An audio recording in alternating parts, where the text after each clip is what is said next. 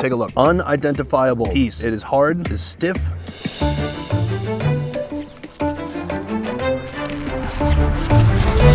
I can't eat it.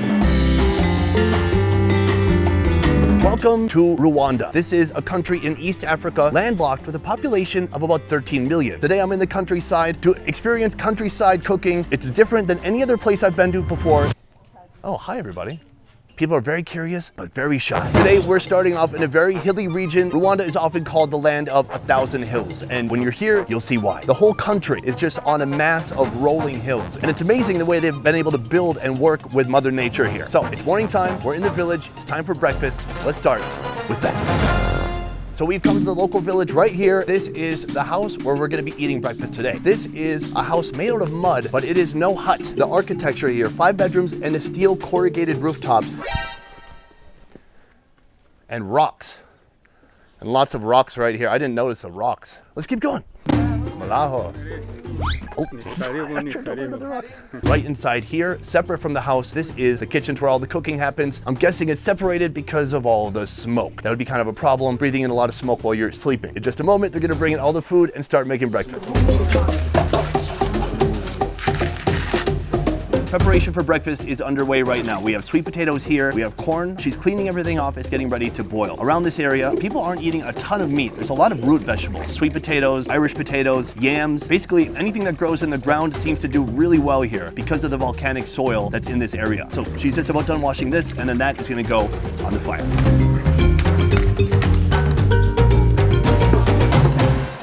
Right now we are in the kitchen and it is very smoky. This is why the kitchen is separate from the rest of the house. Behind me, they're making a few different things for breakfast today. Here, the corn. Oh my God, she just grabs it with her bare hands. The corn is coming off. She's putting that on the ground. I don't know how she does that. Super hot, steamy. So that's ready. In a moment, they're gonna make porridge out of corn flour. That's gonna go in here. So right now, instead of putting the corn flour directly into the hot water, she puts it in kind of a room temperature cup. And this way, all the flour is able to kind of dissolve into the water. If they put it directly into the hot water, it'll form a lot of little balls and it will never properly mix or blend in.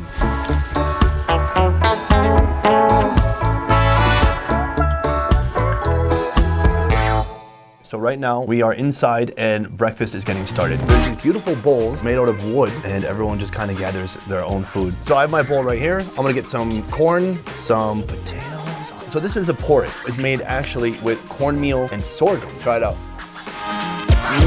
Very hot, thick. It tastes like malto meal. There's a little bit of sweetness in there. I think they maybe put a little bit of salt and sugar. And then they have corn. What do you call this? Ichigori. Ichigori. Take a look at that. Oh, 2 corns. It has a touch of natural sweetness, but otherwise, that is one of the most rubbery, chewy pieces of corn I've ever had. The good thing about it being a bit more robust is you can't eat it too fast. Usually, I'd eat some sweet corn in about 2 seconds, like a typewriter. Boom, boom, boom, done. But this one, you have to take your time because it's really tough. Then there's this one, the sweet potatoes.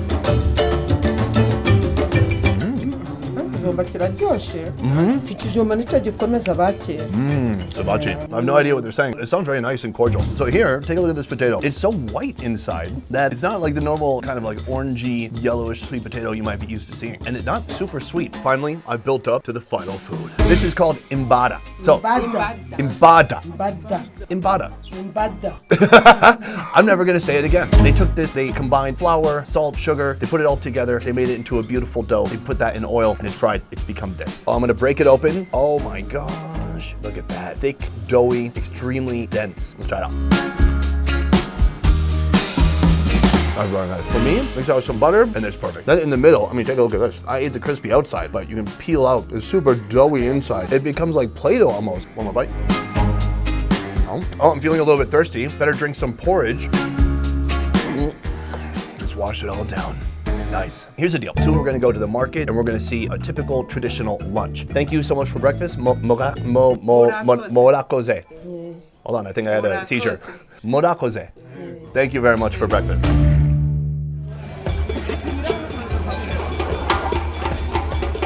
Welcome to Kinhware Market here. I'm following these ladies as they get the ingredients that they need for lunch. This market is very local, it's very small, and it's just a short walking distance from our home, maybe 100 meters or so. Ingredient 1, tomatoes. Everything here is grown in a garden. I highly doubt anything here is mass grown from just a huge factory farm. And everybody brings their own food, and everybody is wondering actually what I'm doing right now, why I'm talking so loud, and why I'm looking at a phone and talking. Tomatoes. Here's the garment district over here. Sewing machines, people making blankets and so on. Very cool. Although I don't see any food over here. Are these women just shopping at this point? I thought we had a mission to get some food. Huge sugar cane. There's like a whole nother market back here. Let's go. Excellent balance and posture. Very nice. Oh, here we go. Here it looks like we have more sweet potatoes, there's bananas, there's tomatoes, and then over here she's getting the pumpkin. So while the ladies are off getting more of the food, I want to check out more of the market right here. Something I've never really seen before, a technique of bundling bananas. That makes a lot of sense. So here they have parts of the banana tree. They take that and they put it around a bunch of bananas, and the purpose is twofold. First of all, they can easily transport it. They can throw it on top of a van, rope it down, and they're not going to destroy all their product. But the other thing, since it's bundled in there, it's going to keep the heat out, it's going to keep the moisture in, it's going to stay unripe longer. And then so, well, then they can sell it whenever they want. So, very cool. As we move forward, you can see the market just goes on and on forever. Right now, the ladies are buying some onions, negotiating hard. Here, more fresh produce. Oh, look at this, jackfruit. Look at that, it's really big. Tons of fruit, tons of cabbage. I see a goat over here enjoying some of the uneaten food. Over here, we have the carrot section. Very nice. Boom. It's getting a little bit awkward at the market because literally everybody wants cash. Right here, we have a very traditional local type of tobacco. I believe it's been dried, possibly fermented. It's brought here so people can roll it up, make their own cigarette. This is what I love about the world. No matter where you go, people are always looking for a way to get a buzz. Thank you. I have found some ready-to-eat food here at the market. It's just simple fare. It's potatoes. Right now, he's preparing for me a small, delicious plate. So here we have 8 slices for 200. That's about 20 cents. Pretty good deal. So you're going shopping, you're a little famished, you're tired from trying on so many clothes. Come here, get a nice snack. Is he giving me a bonus piece? No, he's not. So here it is, take a look. Our fried potatoes, very simple, nothing too complicated. Ooh, there we go, a nice edge piece. I got like the butt. It's hot, it's burning my fingers. I can feel the crispy oil. It's crunchy on the outside, super starchy on the inside. A very delicious snack. Now I just need to look for some ketchup and maybe an umbrella. It's about to rain. We should go.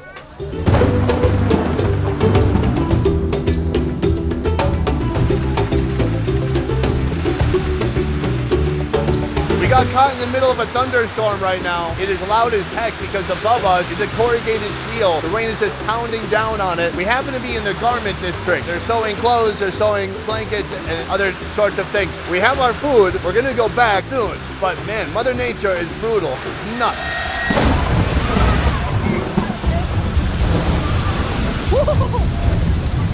Oh, I'm so soaked. Oh my God.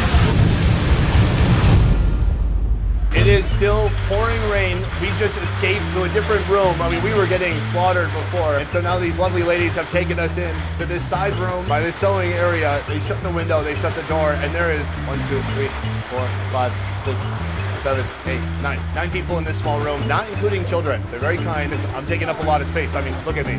Are we gonna have lunch today? It's getting a bit late. It's more like dinner now. I don't know. Let's see what happens.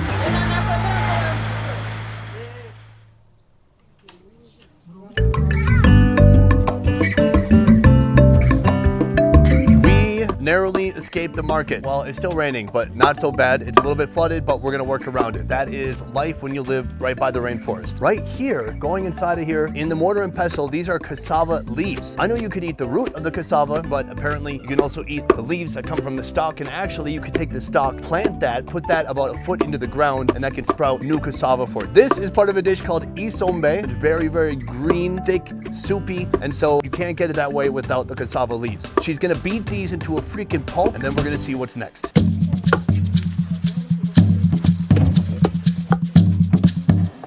This is the next step in the isombe making process. We have the beat up cassava plants, and now they take the meat. Each one's holding a piece, and then they cut it. They're gonna wash it in the water. That's gonna join the cassava leaves, and then there may be more spices, seasonings, maybe salt. That's gonna go in here, and that's gonna make our final meal.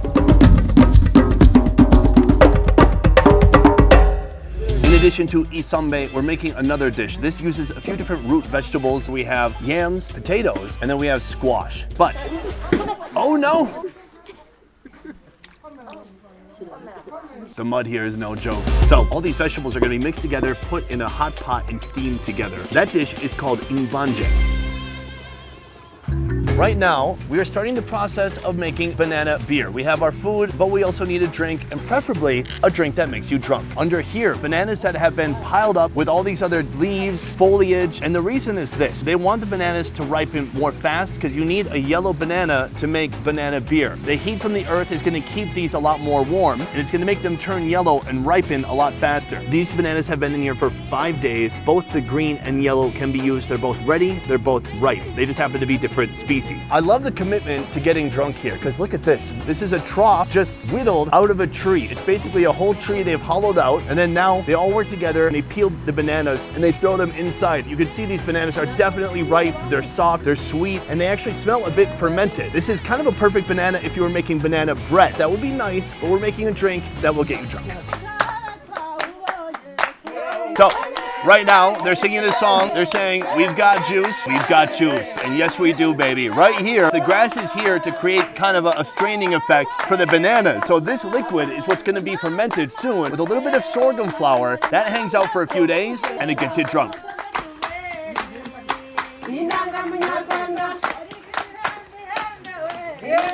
It is lunchtime. Oh wait, it is 5:30 p.m. The day got a little bit away from us, but here we are, finally a beautiful meal. I just want to say, oh, how'd they guess what I was gonna say? Morakoze. This looks fantastic. We have 3 different foods. We have kind of like the staple carbohydrate, and we're gonna see that in a second. It's currently hidden in a cone.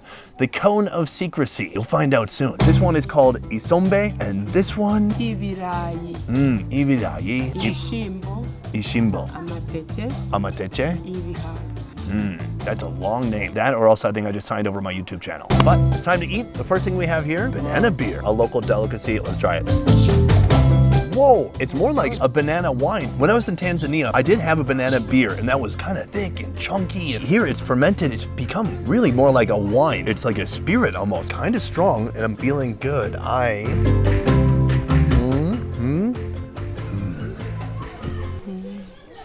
Sign language. As with many meals that I've experienced here in East Africa, it all done by hand. Beautiful combination. We've got beans, squash, potatoes, sweet potatoes, and then some different seasonings in there. I'm gonna try the squash first. A little salty, steamy, very simple, straightforward, and with a little bit of salt, and it's mixing with the personalities of the other foods in there. Here, got a handful of beans. I think they're just standard red beans or kidney beans. Yummy, salty, starchy. All right, potato. Oh, very nice. From here, should we try this? Here we finally do have some meat, some random cut from the butcher, and the base of the soup is really all about those leaves that have been pounded, the cassava leaves. And then in here, in the cone of secrecy, it turns out that is actually very difficult to open. There we go. Nice reveal. Looking inside, that is the sorghum. So today I finally got to see the sorghum grain. It's just a tiny little brown ball. They take that, they roast it sometimes, they grind it, they mix it with water, and it becomes this. And I believe this is gonna mix with the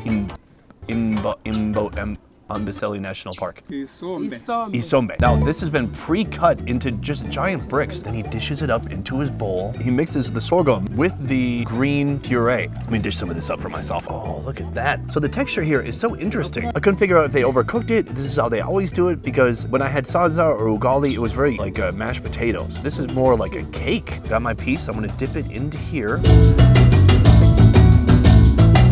Flurry of new experiences all at once. Just the sorghum alone is really interesting. It's like Play-Doh. You can form it in your hands, in your fingers, and then that's actually kind of the purpose. You make a spoon out of it, you scoop up some more of this. The green stuff, it's kind of like a steamed spinach almost, but actually even better. Take a look. Unidentifiable piece. It is hard, it's stiff. Oh, I think we got the tongue.